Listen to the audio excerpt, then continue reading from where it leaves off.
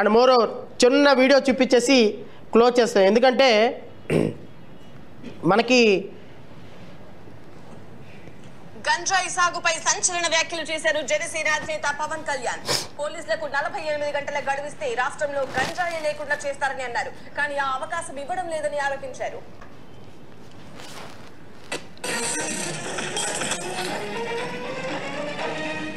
గంజాయి సాగు నిజంగా ఆపాలంటే 48 గంటలు ఆంధ్రప్రదేశ్ పోలీస్కి మీరు అవకాశం ఇవ్వండి. 48 గంటల్లో ఆంధ్రప్రదేశ్ పోలీస్ దాన్ని కట్టుదిట్టం చేయకపోతే అడగండి. మీరు ఇవ్వరే, మీరు బూతులు తిట్టారని చెప్పి వాళ్ళ మీద పోలీసు వ్యవస్థను వాడతారు తప్ప గంజాయి సాగు మీద పెట్టాలి మీ దృష్టి.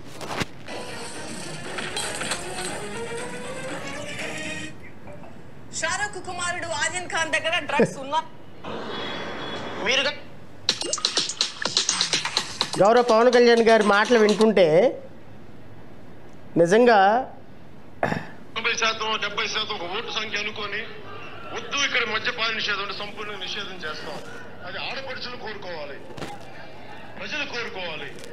ఇది లేకపోతే ఏమవుతుందంటే అమెరికాలో కూడా ప్రయత్నం చేశారు. ఆల్కోపెన్ అనే గ్యాంగ్స్టర్ వచ్చాడు. ఈరోజు మద్యపాన నిషేధం మీ భవిష్యత్తు గురించే మాట్లాడుతున్నారు. మీరు అరుస్తూ ఉన్నారు. మీకు ఎందుకు? మీ భవిష్యత్తు కోసం మాట్లాడుతున్నారు. మీరు ఎన్నిసార్లు పవన్ కళ్యాణ్ సీఎం అన్నాగా నాకు ఎక్కదమ్మా, ప్లీజ్. ఇబ్బంది చాలు థ్యాంక్ యూ. మంచి నేను కోరుకుంటుంది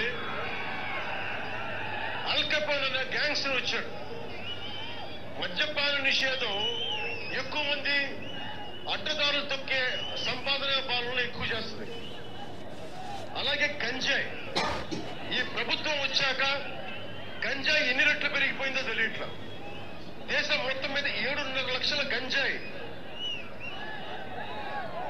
7.5 లక్షల గంజాయి పట్టుకుంటే దాంట్లో 26% 2,76,000 టన్నులు ఒక్క ఆంధ్రప్రదేశ్ నుంచి వెళ్తాం. ఒరిస్సాతో కలుపుకుంటే ఎంటైర్ ఇండియాకి 50% గంజాయి ఏఓవి బార్డర్ మన అరకు బార్డర్ నుంచి పోతాం. దీనిని వీళ్ళు ఎంకరేజ్ చేస్తా ఉన్నారు. ఈ వైసీపీ ఎమ్మెల్యేలు కానీ ఈ వైసీపీ మంత్రులు కానీ అదొక సంపాదన. ఎంతమంది యువత గంజాయికి అలవాటు పడతా ఉన్నారు. ఎంతమంది యువత మర్డర్లు చేస్తా ఉన్నారు, రేపులు చేస్తా ఉన్నారు గంజాయి మొత్తంలో. పోలీస్ శాఖ ఏం చేస్తా ఉంది? ఒక డీజీపీఎల్ని గంజాయి తోటలను కాల్ చేసి వెంటనే ట్రాన్స్ఫర్ చేశారు గౌతమ్ సావంగ్ గారిని. ఇలా ఇలా అంటే ఈ సూక్తులు నా వల్ల కాదులే కానీ వినలేను. కానీ ఈ సినిమా ఏదో ఒకటి ఉంది ఈ మధ్యకాలంలో మనం చూశాను. రాజేంద్ర ప్రసాద్ ఎంఎస్ నారాయణ మాట్లాడుకుంటూ ఉంటే అందులో బ్రహ్మానందం టక్మన్ వస్తాడు. ఇతను ఎవరు అంటే వెంటనే అక్కడ అల్లు అర్జును ఇతను దొంగ కదా అంటాడు. అంటే వీడికున్న స్పెషాలిటీ ఏంటంటే నిమిషంలో దొరికిపోవటం వాడికున్న స్పెషాలిటీ అంటాడు. అలాగే నిమిషంలో దొరికిపోవటం అబద్ధాలాడి పవన్ కళ్యాణ్ స్పెషాలిటీ. 48 గంటల్లో పోలీసులకు ఆర్డర్లు ఇస్తే గంజాయి లేకుండా చేస్తానని చెప్పినటువంటి సొల్లు కబుర్లు, సోది కబుర్లు 18 నెలలు అయింది. ఏం పీకాడు అని ప్రజలు అడుగుతున్నారు. దాని దగ్గర సమాధానం లేదు. ఊరికే పోస్కోలు కబుర్లు. ఈ పోస్కోలు కబుర్లు చెప్పే ఈయన కోసమంట జడా శ్రవణ్ కుమార్ మాట్లాడి హైలైట్ అవుతాడంట. ఈయన గురించి మాట్లాడితే హైలైట్ అవుతారని చెప్పి మేము మాట్లాడుతున్నామంట. తెలంగాణలో కనబడితే ఇప్పుడు ఉంటుంది మీ హీరో గారి సినిమా.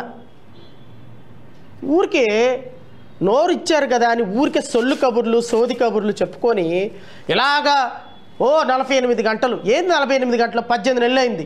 గత సంవత్సరంతో పోల్చుకుంటే ఈ సంవత్సరం 2,40,000 కోట్ల రూపాయల 2,40,000 కోట్లకి 2,40,000 కేజీల గంజా ఎక్కువ దొరికింది. మన ఏబిఎన్ డిబేట్ మొత్తం అదే.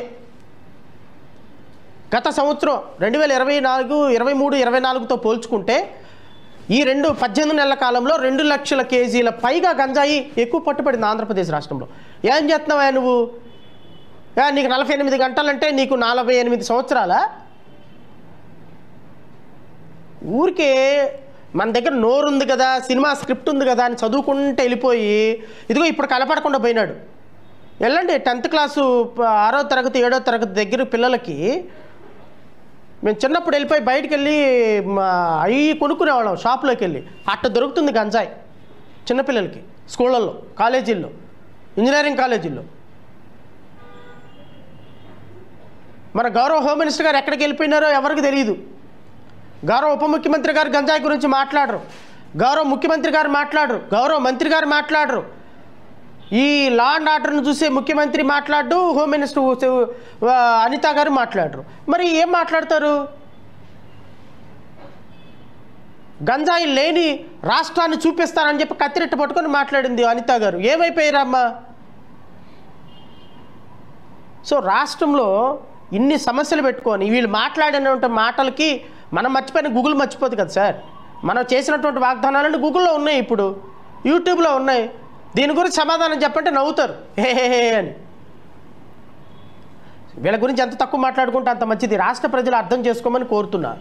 రాష్ట్ర ప్రజలు ఈ విధంగా ఇట్లాగా వచ్చేసి అధికారం కోసం అబద్ధాలు చెప్పి నాకు 48 గంటలు ఇవ్వండి, నాకు నా 15 సంవత్సరాలు ఇవ్వండి.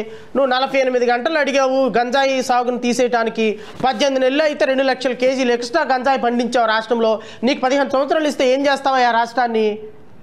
15 సంవత్సరాలు కావాలంటే ఈయనకన్నా చంద్రబాబు నాయుడికి ఇంకా దోచుకుందాం, ఇంకా రాష్ట్రాన్ని నాశనం చేద్దాం, ఇంకా ఎస్సీ ఎస్టీ బీసీ మైనార్టీలని ఇంకా దేశం రాష్ట్రం నుంచి వెళ్ళకూడదాం, మేమే సనాతన ధర్మాన్ని సనాతన ధర్మానికి ప్రతీకగా నిలబడదామనే.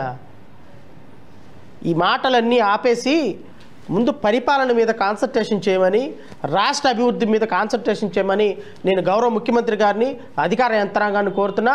రఘురామకృష్ణరాజు గారు కూడా మీరు ఇమ్మీడియట్గా తెలుగుదేశం ప్రాథమిక సభ్యత్వానికి రాజీనామా చేసి డిబేట్లకు వెళ్ళటం మానేసి అసెంబ్లీలో బిజినెస్ రూల్స్ చదువుకొని, సుప్రీంకోర్టు రూల్స్ కూడా చదువుకొని how A speaker should be అనే దాని మీద కాన్సన్ట్రేషన్ చేయమని, మిగతా వాళ్ళ మీద కాన్సన్ట్రేషన్ తగ్గించమని మనస్ఫూర్తిగా కోరుకుంటూ మీడియా సోదరులందరికీ హృదయపూర్వకంగా నమస్కారాలు తెలియజేస్తూ జై హింద్.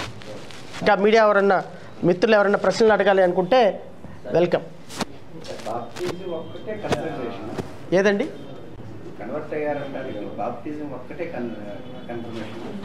అంతే కదా సార్, బాప్టిజం ఒక్కటే confirmation. Following Christianity does not cause for cancellation of caste certificate. So following Christianity is always different.